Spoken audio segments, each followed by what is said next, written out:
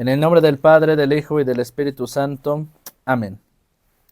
Ven Espíritu Santo, llena los corazones de tus fieles y enciende en ellos el fuego de tu amor. Envía, Señor, tu Espíritu y todo será creado y se renovará la faz de la tierra. Espíritu Santo, fuente de luz, ilumínanos. Señor amado, mi fortaleza, mi roca y mi esperanza, hoy venimos ante tu presencia para cumplir nuestra tarea en el servicio de ministros extraordinarios.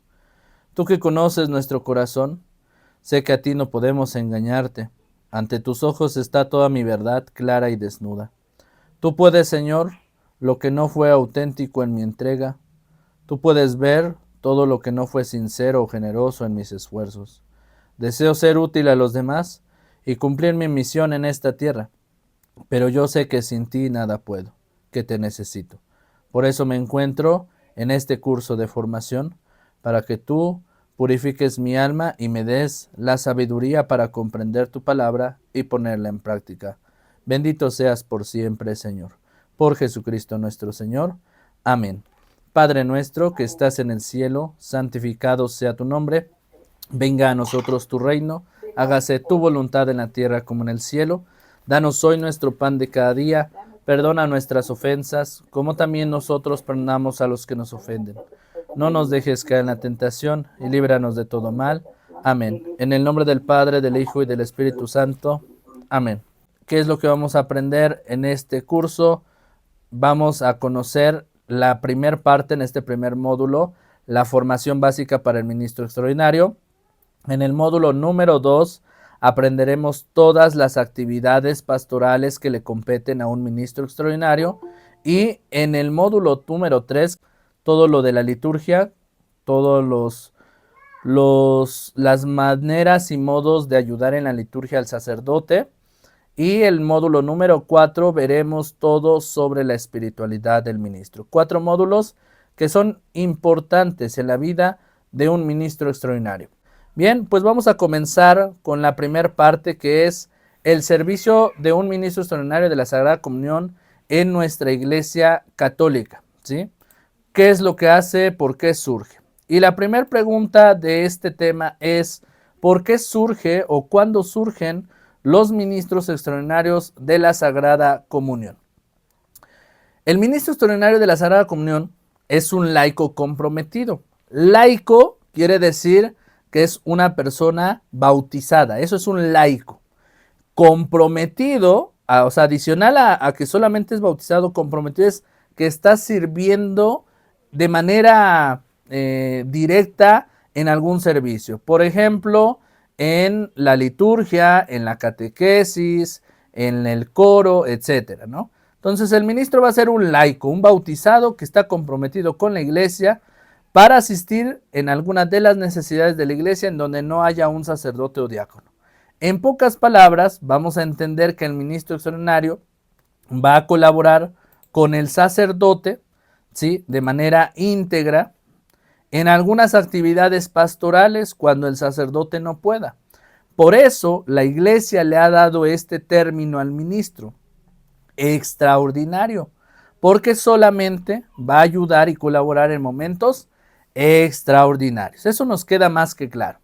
Pero una de las cuestiones que aquí vamos a ver en este curso es que hoy en día no solamente los mismos católicos, sino también los hermanos protestantes juzgan mucho a la Iglesia Católica de cómo es posible que personas laicas, personas como tú y yo, toquemos con nuestras manos el cuerpo de Cristo.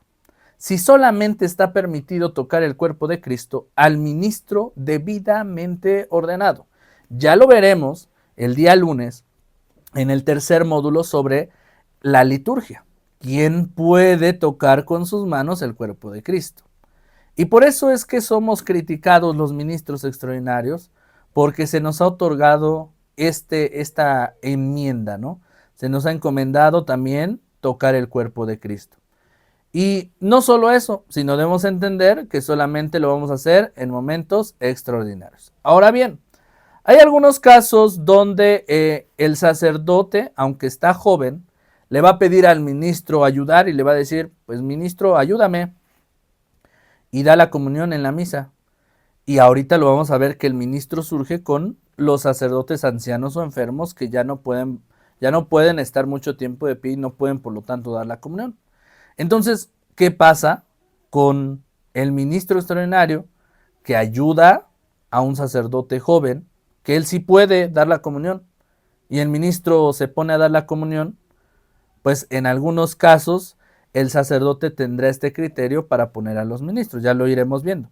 Normalmente ponen a los ministros para que vayan practicando cuando el sacerdote se tenga que ausentar. Por eso es que aunque el sacerdote es joven, a veces también es criticado porque dicen, ¿cómo es posible si el sacerdote no está enfermo, no está inválido? ¿Por qué pone a los ministros a dar la comunión? Bueno, para que vayan practicando, ¿sí? Ya después, cuando se presente el momento de que se ausente el sacerdote, pues los ministros ya tendrán experiencia para poder dar la comunión, para poder dar la predicación, exponer el Santísimo. ¿Ok? Bien, entonces vamos a ver qué dice que en el oficio se estipula en el canon 230 del derecho canónico, en el párrafo tercero, que indica: donde lo aconseje la necesidad de la iglesia y no haya ministros, los ministros ordinarios son el sacerdote, el diácono y el obispo. Pueden los laicos, es decir, tú y yo, aunque no sean lectores ni acólitos, suplirles en algunas de sus funciones, es decir, ejercitar el ministerio de la palabra, presidir las oraciones litúrgicas, administrar el bautismo y dar la Sagrada Comunión según la prescripción del derecho. Imagínense, ahí está subrayado hasta con letras negritas: administrar el sacramento del bautismo en caso de emergencia. Ya lo vamos a ver ahorita en el módulo número 2, cómo realizar el sacramento del bautismo de emergencia. Ustedes lo pueden realizar. Dice que se introdujo la figura del ministro extraordinario con motivo de la reforma litúrgica. La reforma litúrgica surge después del Concilio Vaticano II, en el año de 1973, para poder hacer que el encuentro de Dios en la Eucaristía sea más pleno. Porque anteriormente, no sé si escucharon alguna abuelita, las personas todavía mucho más mayores que seguramente ya fallecieron, ellos decían antes: vamos a oír misa. Este término de vamos a oír misa era literal, tal cual. Las abuelitas llegaban a la misa, se sentaban y oían misa. ¿Por qué? Porque la misa era en latín, no era en nuestro idioma, como ahora la tenemos. Y el sacerdote comenzaba la misa viendo al altar y él le daba la espalda al pueblo, ¿sí? Es decir, él también presentaba su alabanza a Dios viendo hacia el altar, ¿sí? Entonces le daba la espalda al pueblo y toda la misa era en latín. Por lo tanto, pues como no se conocía la cultura del idioma en latín, pues solamente oían misa. Después del Concilio Vaticano II viene esto que se conoce como la Reforma Litúrgica. ¿Cuál es la intención de la Reforma Litúrgica? Cambiar algunos ritos en la liturgia que nos van a ayudar a encontrarnos plenamente con el Señor. Ninguno de ellos tiene la intención de alejarnos o de hacer la liturgia a nuestra manera, ¿sí? Y poner cosas que no son ideales, sino siempre con la esencia de lo que estamos celebrando. Entonces, después del Concilio Vaticano II, se cambia la misa al idioma de cada región. Y entonces el sacerdote va a dar la vuelta al pueblo y va a dar la misa de frente a la comunidad, ya no de espaldas. Ya no vamos a oír misa, ahora vamos a participar en la Eucaristía. Y ahí es donde se les da al ministro extraordinario esta encomienda. Mediante la instrucción y Missale Caritatis de la Sagrada Congregación de los Sacramentos, el 29 de enero de 1973 se establece que el ministro extraordinario tiene que cumplir con estas actividades pastorales según sea el caso. En el canon 231 se va a establecer que para ejercer el ministerio se requiere 3 cosas: una debida formación, una conciencia y una generosidad. Formación, cosa que ya están haciendo ustedes en este momento. pero seguramente la formación ya la tuvieron en sus parroquias. Muchos de ustedes, antes de ser ministros, tuvieron una formación de 3 semanas, de 3 meses, de medio año o hasta de 2 años. Esta formación nos va a ayudar a comprender el servicio. Pero sobre todo, el paso número 2, que es tener conciencia de lo que estamos realizando. Estamos tocando con nuestras manos el cuerpo de Cristo. No es cualquier cosa, hermanos. No es como en el coro que tocas la guitarra, tocas el pandero. O no es como el catecismo que tocas los libros, los manuales para dar catequesis. Aquí el ministro extraordinario va a ser consciente de que en sus manos estás tocando al mismo Salvador, a Jesucristo que se quedó en un pedazo de pan. Misterio que en adelante lo vamos a estudiar en el segundo módulo. Y generosidad. ¿Por qué este servicio exige generosidad?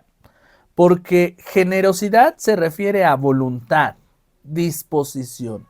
Un ministro que dice, bueno, yo quiero estar en el altar con el sacerdote bien bonito, así con las manos en alabanza y ayudando y que la gente me vea todo bonito en el altar. Pero cuando me dicen, ve a visitar a los enfermos, ay no, padre, no me gusta visitar a los enfermos. Mejor yo solamente vengo a la misa a dar la comunión. O cuando se te pide dar un retiro. No, padre, yo no, porque me da nervios predicar la palabra de Dios. No sé cómo hacerlo. Entonces, ahí no estamos cumpliendo con el tercer paso, que es generosidad.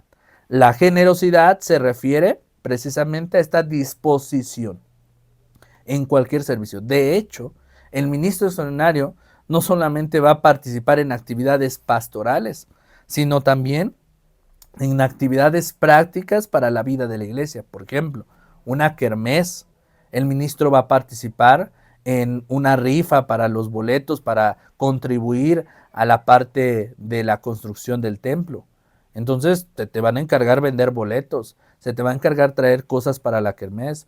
A lo mejor al ministro se le va a encargar comprar una bocina para la capilla, comprar un libro, y debe haber esa disposición de decir, bueno, si he comprado o he gastado en otras cosas, también me puedo desprender para el Señor en algún modo específico, en alguna materia.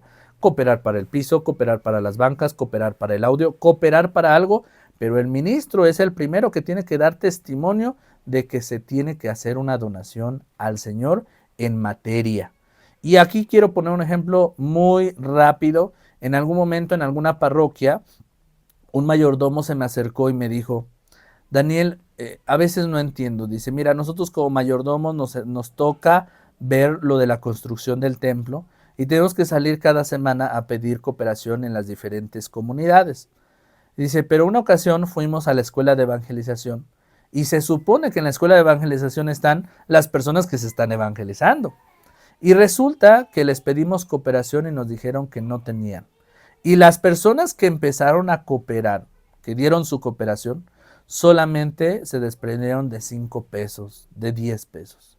Dice, ¿tú crees que con esos 10 pesos nosotros vamos a hacer todas las cosas que se necesitan en el templo? Pues claro que no. Necesitamos arriba de 50 pesos como su donación y ellos son los que tienen que poner el ejemplo. Y me sorprende que si son las personas que se evangelizan, pues ni siquiera tienen el testimonio de decir, bueno, nosotros vamos a dar tanto, ¿sí? Entonces, ahí también viene la disposición del ministro. A veces hay ministros que se hacen de que la Virgen le habla, el Señor les habla, pero cuando se trata de dinero, cuando se trata de situaciones económicas, los ministros no ponen ni un solo peso. Y eso es muy triste. Otro caso que pasó es que normalmente en los ministros extraordinarios van a visitar a los enfermos y a veces les llevan la despensa, le llevan una pequeña despensa a los enfermos y esa despensa es recaudada por la misma parroquia. Y a algunos ministros se les pide que ellos mismos pongan por lo menos una despensa. Y a mí me ha tocado ver a ministros que no son capaces de desprenderse. ¿Saben qué es lo que hacen? El ministro busca a otros bienhechores y busca a otras personas. No me puede donar un aceite, no me puede donar una bolsita de arroz, una bolsa de frijol. En lugar que ellos digan, bueno, yo de mi trabajo y de mi esfuerzo de esta semana pues a lo mejor no gano gran dinero, ¿verdad? Pero por lo menos unos 300 pesos que diga yo voy a comprar una pequeña despensita y se la voy a ofrecer al enfermo como si se la ofreciera yo a Jesús. Pero he visto a ministros que prefieren ir y tocar de puerta en puerta o ir a las tiendas a pedir bienhechores para armar esa despensa que tú podrías dar. Digo, no te estoy pidiendo que des las 10 despensas, ¿verdad? Pero sí decir, bueno, yo voy a poner una despensa.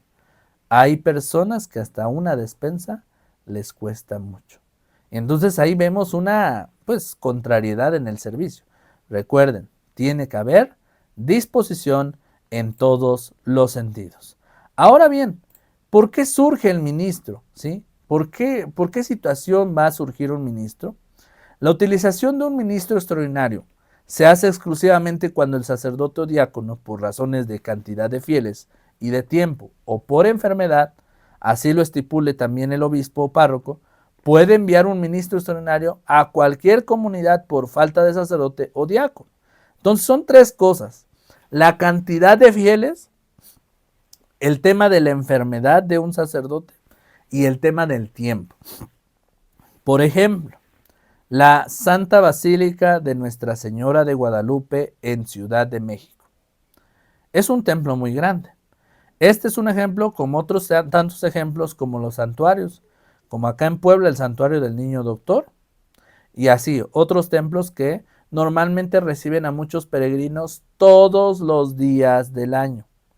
Un sacerdote al celebrar una misa, por ejemplo, en la Santa Basílica de Nuestra Señora de Guadalupe, normalmente llegan más de 500 personas. Y de esas 500 personas, pongámosle que comulgan unas 100 personas.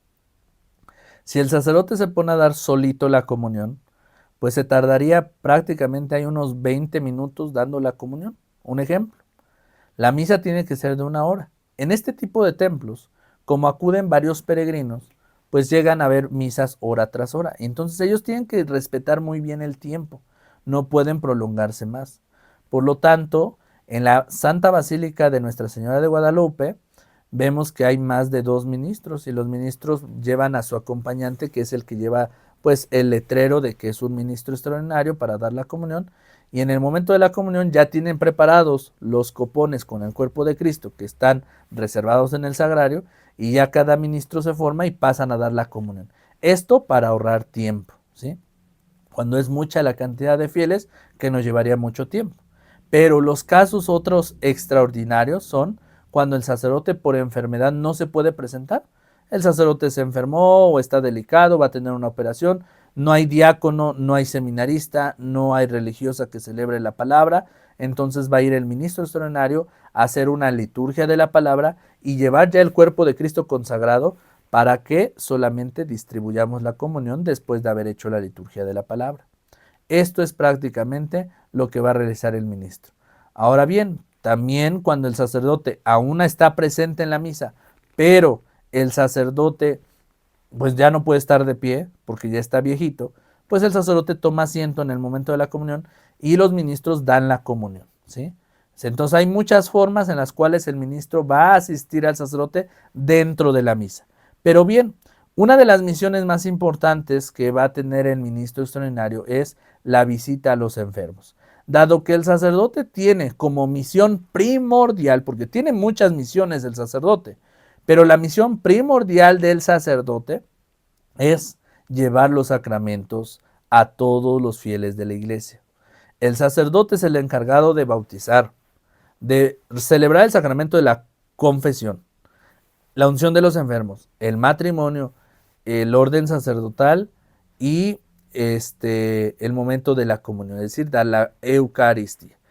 En estos sacramentos, nosotros, bueno, y me faltó la confirmación, que la confirmación es exclusiva del obispo. En estos sacramentos, si el sacerdote tiene la celebración de la Eucaristía y en otro momento tiene la celebración del matrimonio, pues el ministro extraordinario puede llevar la liturgia de la palabra con la comunión en ese momento donde tenía la Eucaristía, y el sacerdote se puede ir a celebrar el matrimonio. El ministro extraordinario no puede celebrar el matrimonio, no puede dar la unción de los enfermos, no puede dar la confirmación, no puede confesar. Entonces, solamente cuando se trate de la celebración eucarística, ahí sí puede llevar la Eucaristía, ya el cuerpo de Cristo convertido, y dar la liturgia de la palabra con distribución del cuerpo de Cristo. Eso es lo que va a hacer el ministro extraordinario en ausencia del sacerdote. ¿Y cuál es el llamado del ministro? O sea, ¿cuál es este proceso? Algunos de ustedes preguntan. Pero bueno, antes de pasar a esto, me gustaría escucharlos a ustedes, ¿sí? Quiero que me digan cómo fue ese llamado. Y vamos a empezar por hermano Adolfo, que está presente. ¿Me puede contar brevemente qué tiempo tiene de ministro y cómo fue su llamado? O sea, ¿quién le dijo que puede ser ministro y cómo fue nada más rápidamente ese proceso? Sí, buenas noches, Daniel. Buenas noches. Yo tengo aproximadamente 3 años de haber estado en la pastoral de liturgia como lector. Posteriormente, dentro de esos 3 años, también llevamos un tiempo de coordinador con mi esposa de liturgia. Hace el año pasado, ya el ministro de mi comunidad me había hecho la invitación para prepararme para ministro, pero dado que yo sentía que todavía me faltaba mucho por aprender, pues le dije que todavía lo iba a hacer posteriormente. En este año me volvieron a hacer el llamado y también el padre se acercó a mí, el párroco, y me hizo la invitación para que aceptara yo este ministerio. Y pues me hizo ver muchas cosas que el llamado viene de Dios y que uno no necesita estar formado, tener mucho conocimiento, sino que la disposición, como bien decías al principio, que eso es lo que realmente importa, y las cosas técnicas o la preparación la va adquiriendo uno con el tiempo y la experiencia. Entonces lo importante era tener la disposición y que él pues quería que yo aceptara. Entonces acepté, y apenas ahorita el 20 de enero que se celebró San Sebastián Mártir en mi parroquia, me dieron el envío y estoy en ese proceso ahorita. Por eso es de que me interesa ahorita ir aprendiendo todo lo que es las actividades que hace un ministro. Ya en mi comunidad me explicaron cosas que hace un ministro, me dieron las hojitas, para que yo vaya repasando, y en las reuniones que tenemos ellos hacen celebración, los ministros que ya están, y nosotros vamos observando cómo se hace.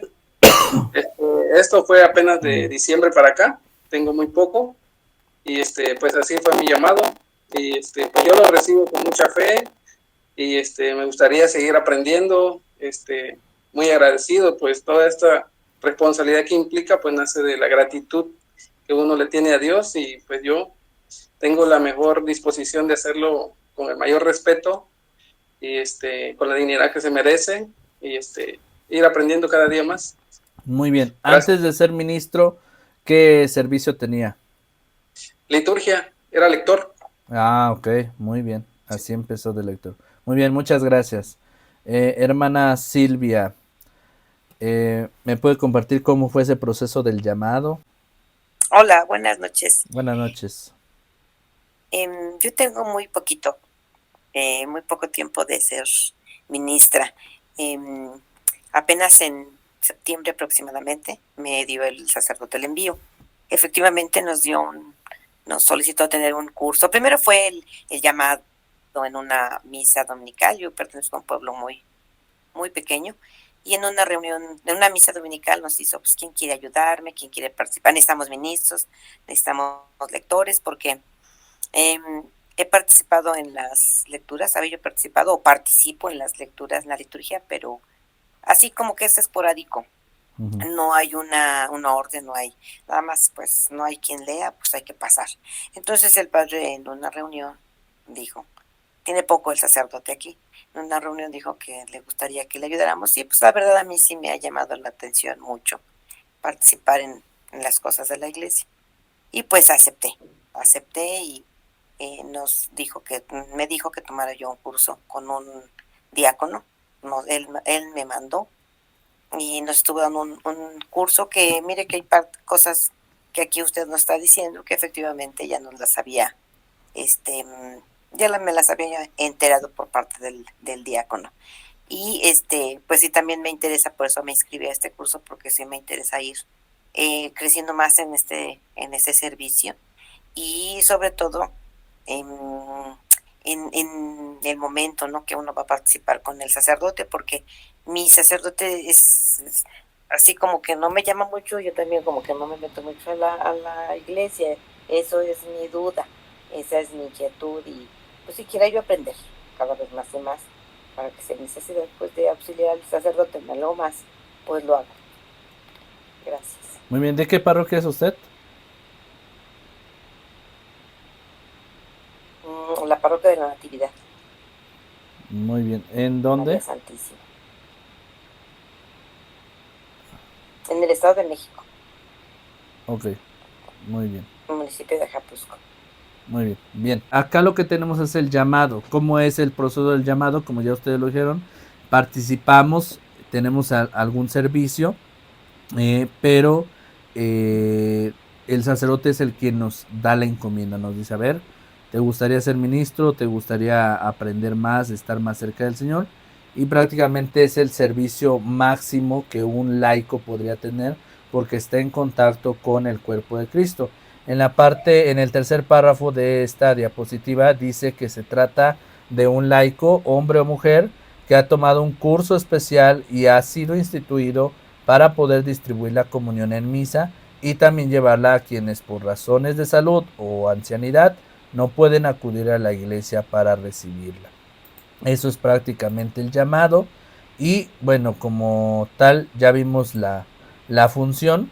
Vamos a ver ahora en este apartado lo que es cómo llevar la comunión a nuestros hermanos enfermos. En el siguiente episodio vamos a entrar ya a la práctica pastoral. Ahorita vamos a ver de manera general 3 cosas esenciales que el ministro tiene que hacer en esta labor en su formación básica. Llevar la comunión a los hermanos enfermos consta de un rito de la comunión, es decir, llevarles la palabra de Dios, hacer una breve oración y darle el cuerpo de Cristo, ¿sí? Y esto va a ser los siguientes pasos: recoger el cuerpo de Cristo, procesión en silencio, una oración, bienvenida y saludo, presentar el Santísimo, comenzar la liturgia de la palabra y finalizar con un silencio propio. Eso es llevarle la comunión a grandes rasgos al hermano enfermo. Ahorita en el siguiente módulo veremos las 5 formas diferentes de llevarle la comunión y algunas sugerencias que debemos saber para recomendar cómo dar la comunión de manera correcta. Y además, el ministro, dentro de sus funciones básicas, tiene que saber realizar la liturgia de la palabra en ausencia del sacerdote. ¿Cómo se realiza la liturgia de la palabra? Bueno, va a llevar los siguientes pasos. Es como si se celebrara la misa, pero sin consagración. Vamos a omitir la parte de la consagración, pero todos los demás pasos van a estar adheridos a la liturgia de la palabra. Vamos a comenzar con el saludo, en el nombre del Padre, del Hijo y del Espíritu Santo. El acto penitencial, si es domingo o si es una solemnidad, se va a decir el Gloria, ya sea rezado o cantado, y se va a proceder a leer las lecturas del día con el Evangelio. Si es posible, ustedes pueden dar una reflexión. En lugar de la homilía que el sacerdote da, ustedes dan una reflexión. Después va a continuar el credo, ¿sí? Y la plegaria universal, que es la oración por toda la iglesia. Seguido de esto, vamos a continuar con el rito de la comunión, que es prácticamente darle la comunión a las personas que están participando en esta liturgia de la palabra. Y va a comenzar con el Padre Nuestro, fieles a la recomendación del Salvador y siguiendo su divina enseñanza, nos atrevemos a decir Padre Nuestro, etc. Continuamos con el Cordero de Dios. Vamos a decir: este es el Cordero de Dios que quita el pecado del mundo. La fracción del pan que solo le compete al sacerdote, y después vamos a dar la distribución de la comunión, el cuerpo de Cristo. Amén. Y la oración final: damos gracias por la comunión que hemos recibido, y la bendición que va a concluir: el Señor nos bendiga, nos guarde todo mal y nos lleve a la vida eterna. Amén. Eso es, a grandes rasgos, la liturgia de la palabra. Y ahora vamos a ver dentro de nuestra formación básica cómo distribuir la comunión dentro y fuera de la misa. Ya vimos cómo visitar al enfermo, ya vimos cómo realizar la liturgia de la palabra a grandes rasgos, y ahora, ¿qué más le toca al ministro extraordinario? Distribuir la comunión dentro y fuera de la misa. Y ahora, ¿qué cosas tengo que ver en el ministerio? Pues en el ministerio, las personas de buena fe verán en nosotros un creyente, ¿sí? En quien pueden confiar, y algunas ocasiones se acercan a solicitar un consejo. No sé si a ustedes les ha pasado, pero seguramente las personas se van a acercar con ustedes porque están preparados, porque están cerca de Dios, porque están cerca del cuerpo de Cristo, y les van a pedir un consejo. Debemos aprender a ser prudentes y en ocasiones practicar el secreto de confesión. Aunque ustedes no son sacerdotes, aunque ustedes no van a confesar a la gente, una de las cuestiones en la vida del ministro extraordinario es que ustedes tienen que aprender a practicar la prudencia y el secreto de confesión. Ustedes no van a dar la absolución de los pecados. No van a decir como el sacerdote, yo te absuelvo de tus pecados en el nombre del Padre. No. Sin embargo, las personas, sobre todo los enfermos y los ancianos que vamos a ir a visitar, se van a acercar con nosotros. Ay, qué bueno, ya vino el Padre. O ya vino la religiosa, pensando que son sacerdotes o religiosas, ¿no? Porque a veces ellos dan esta expresión de fe, pues porque ellos sienten la presencia de Dios en ustedes. Y es bueno. Sin embargo, el enfermo, el anciano, pues a veces no tiene con quién platicar, y va a haber ocasiones donde va a querer que ustedes lo escuchen y le va a decir, mire hermano, mire hermana, me pasó esta situación esta semana, mis hijos se andan peleando por esto y yo no puedo hacer nada porque pues estoy acá enfermo, y quisiera yo que usted me diera un consejo porque mire, me ha pasado esto. Y entonces hay enfermos que están ya casi en su lecho de muerte, en su momento de despedida, y ellos sienten que ya no va a haber remedio en su enfermedad. Y a veces con nosotros se sueltan a hablar de cosas de confesión, cosas que hablarían en una confesión. Y entonces hay que tener mucho cuidado. ¿Por qué? Porque el ministro extraordinario puede escuchar, podemos escuchar, y de hecho podemos guardar este secreto como secreto de confesión. No le vamos a perdonar los pecados y tampoco vamos a poder entrar a solucionar su vida, ¿sí? Voy a poner un ejemplo. Un enfermo, un anciano que nos dice, hermano ministro, pues fíjese que pues mis hijos se están peleando por la herencia, pero pues yo quiero reunirlos y que platiquemos juntos y que hagamos esto. Bueno, el ministro extraordinario prudentemente tiene que decir, está bien hermana, está bien hermano, júntelos cuando usted quiera, platique con sus hijos y hágalo usted. Y que si el enfermo o el anciano te dice, no, pero es que yo quería que usted me ayudara para que usted los reúna y platique con ellos y a ver qué día de la semana puede. Eso ya no lo podemos hacer, ¿sí? Ya no podemos ir y hablar de que si pueden hacer o no hacer. Son cuestiones que ya le competen directamente a la familia, ¿sí? Porque en primera no conocemos el contexto, no conocemos la realidad, no sabemos sobre la situación realmente de la familia, y aunque son problemas que nos están confiando, nosotros no podemos ir y solucionarlos. Son varios enfermos que tienen problemas, entonces cada uno de ellos tendrá que solucionar sus propios problemas. Y digo esto porque a veces el ministro, en esta falta de experiencia, dice, bueno, a ver, voy a hacer un espacio en la semana y el miércoles voy a ir a hablar con los hijos del enfermo. Y ahí me pongo a platicar con ellos. ¿Yo quién soy para darles ahí un consejo, para decirles qué está bien o qué está mal sobre su herencia? Yo no soy nadie. Entonces no se metan en asuntos donde ya no les van a corresponder. Si el enfermo o el anciano tiene el deseo de platicarles, de confiarles algo, guárdenlo en secreto de confesión, ahí se quedó, y si podemos darle un consejo, lo damos, y si no, pues así nos quedamos y damos la comunión. Pedimos mucho por esa persona. Y punto. Otra cuestión, ¿sí?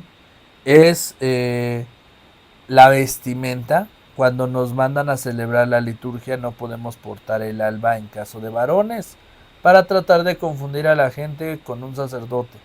Pero apenas hace algunos meses, en un curso de ministros, una ministro, si no mal recuerdo, de Perú, me decía que allá en Perú sí tienen el permiso de portar el alba.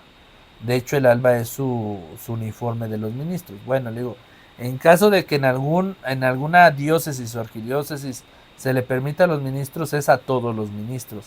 Y de hecho el alba que ellos portan es muy diferente a la del sacerdote. Tiene como un distintivo que son ministros, y es un alba blanca. Pero por ejemplo acá en México no está permitida el alba para los ministros. Entonces, si un ministro se llega a poner el alba, pues está siendo irregular, porque está confundiendo a la gente. Lo mismo, ¿no? Son cuestiones prácticas que tiene que ir aprendiendo el ministro. Y por último, el carácter de autoritario. Recordemos que la iglesia somos un solo cuerpo y cada parte realiza un servicio específico para la construcción del reino. En ocasiones se puede tomar un ambiente donde el ministro quiere mandar y ser el protagonista en todo. Tenemos que tener mucho cuidado. Normalmente cuando entramos a este servicio, pues empezamos a querer dirigir, mandar, pero ya como apropiándonos de las cosas. Y esto sucede sobre todo cuando el ministro o la ministra lleva la administración del templo o la parroquia. ¿Sí? Por ejemplo, que el ministro o la ministra diga, no, pues yo fui el encargado de donar tal cosa, tal imagen, y entonces yo hago con esa imagen o con esas bancas o con el audio lo que yo quiera.